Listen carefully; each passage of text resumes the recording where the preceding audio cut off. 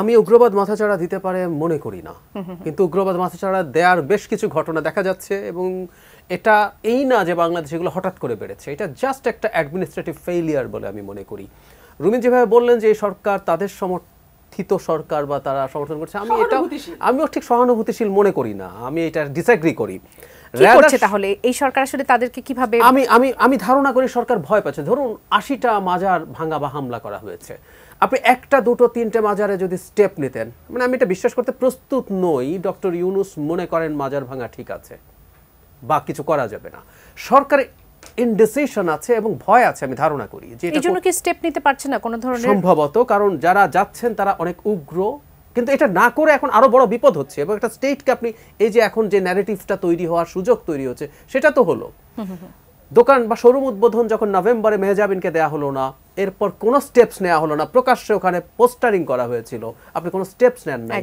তারপরে পরিমণির ক্ষেত্রে হলো এবং সবার শেষে এসে এখন অপবিশ্বাস, এটা বাড়তে থাকবে। একটা ফুটবল খেলা, নারীদের বাচ্চা মেয়েরা ফুটবল খেলছে, সেই ফুটবল খেলা বন্ধ করে দেওয়া হয়েছে। সো এগুলো সরকারের সম্পূর্ণ অ্যাডমিনিস্ট্রেটিভ ফেইলিয়ার বলে মনে করি। সরকার তো শুধু এখানে না, সরকার প্রত্যেকটা জায়গায় ফেল করছে, রাস্তা ব্লক করে ফেলেই যে কোনো কিছু করা যাচ্ছে। সুতরাং এই সরকারকে আমি আসলে প্রশাসকই মনে করি না। বাংলাদেশে যেরকম একটা বিশৃঙ্খলার অবস্থায় তারা দায়িত্ব নিয়েছেন, সেই জায়গায় আসলে তারা সেটা করতে পারছেন না।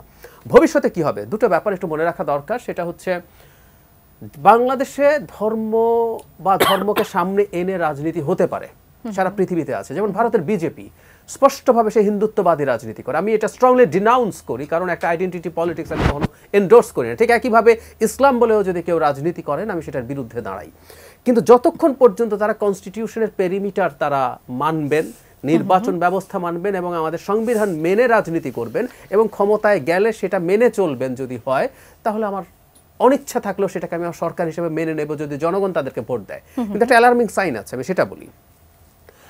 ইসলামী আন্দোলন বাংলাদেশ একটা নিবন্ধিত রাজনৈতিক দল, এই যে যার কথা আমরা এতদিন বললাম, তাদের একটা প্রতীক আছে, তারা নির্বাচন করেছে এবং শেখ হাসিনার সময় খুব কমফোর্টেবলি নির্বাচন করেছে। আমি একটু যোগ করতে চাই, 2018 সালে নির্বাচনের সময় ঢাকায় ঐক্য ফ্রন্টের প্রার্থী, মূলত বিএনপির প্রার্থীদের একটা পোস্টার ছিল না, কিন্তু হাত পাখার পোস্টার ছিল।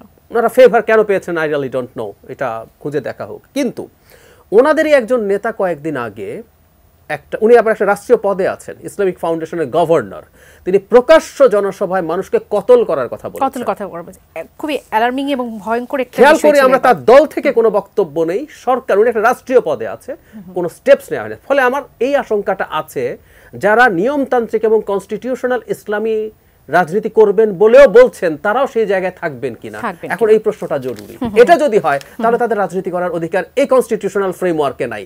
তারা যদি মনে করেন এটাকে একটা খেলাফতের রাষ্ট্র বানাবেন, তো আপনাকে আসলে ফাইট করে আসতে হবে, ক্ষমতা দখল করে, বিপ্লব করে। 250-টিরও বেশি ডিজাইন অপশন নিয়ে ওয়ালটন স্মার্ট ফ্রিজ, বোঝে আপনার প্রয়োজন।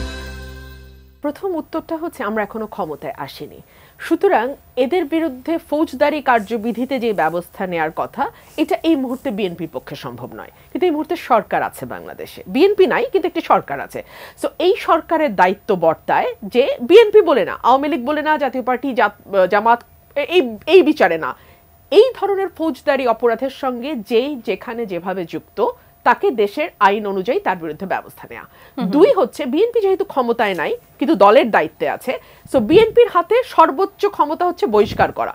এই ক্ষমতাটি বিএনপি প্রয়োগ করছে কিনা সেটা আমাদের দেখতে হবে। হ্যাঁ, মোস্ট ঘটনাতে আমরা দেখেছি বিএনপি বহিষ্কার করেছে, পদ স্থগিত করেছে, শো কজ করেছে, অর্থাৎ বিএনপির হাতে সাংগঠনিক যেই পদক্ষেপ নেওয়া সম্ভব সেই পদক্ষেপগুলো বিএনপি নিয়েছে। তিন হচ্ছে, বিএনপির টপ মোস্ট যিনি দায়িত্বে আছেন তিনি তার বক্তব্যে বিষয়টি অ্যাড্রেস করছেন কিনা। আমরা কিন্তু জনাব তারেক রহমান যখনই বক্তব্য দেন, আমরা কিন্তু লক্ষ্য করি যে উনি এই ধরনের প্রবলেমগুলোর কথা নিজে থেকেই বলেন এবং বারবার সতর্ক করেন। সো তার মানে দলের টপ মোস্ট পজিশনে যিনি আছেন তার যে সদিচ্ছা কোনো অভাব আছে এটা বলবার কোনো সুযোগ নাই, তিনি তার মতো চেষ্টা করছেন। বিএনপি আন্দোলনে নামলে তার অবস্থা হবে 5 আগস্টের মতো। এটা হচ্ছে দ্বিতীয় প্রশ্ন। জাতীয় নাগরিক কমিটির যুগ্ম আহ্বায়ক সারওয়ার তুষার তিনি বলেছেন, এবং তিনি এসব হুমকি ধামকি তারা আসলে পরোয়া করেন না বা ভয় পান না।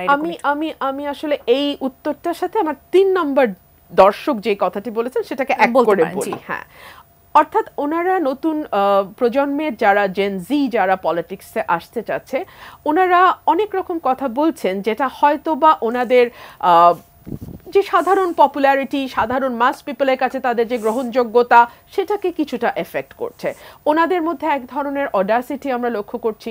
ওনারা যখন কথা বলছেন আমরা দেখছি ওনারা মির্জা ফখরুল ইসলাম আলমগীরের মতন বর্ষিয়ান এবং সর্বজন শ্রদ্ধেয় একজন রাজনৈতিক ব্যক্তিত্বের সঙ্গে কথার লড়াইয়ে চলে যাচ্ছেন, যেটা আসলে সাধারণ মানুষ ভালোভাবে নিচ্ছে না। দিন শেষে তো আপনি মানুষের জন্য পলিটিক্সটা করছেন, মানুষের কাছে পলিটিক্সটা নিতে চাচ্ছেন এবং মানুষের সমর্থন আপনার প্রতি আদায় করতে চাচ্ছেন। এভাবে কথা বলে বা এই ধরনের হুমকি দিয়ে না আপনি মানুষের কাছে যেতে পারবেন না, মানুষ থেকে আপনার বিচ্ছিন্নতা বাড়তেই থাকবে। আর 5ই আগস্টের কথা যদি বলেন তাহলে আমি খুবই বিনীতভাবে এটুকুই বলবো যে রাজনৈতিক প্রজ্ঞা এবং বাংলায় আক্কেল একটু ব্যবহার করলে ভালো হয়।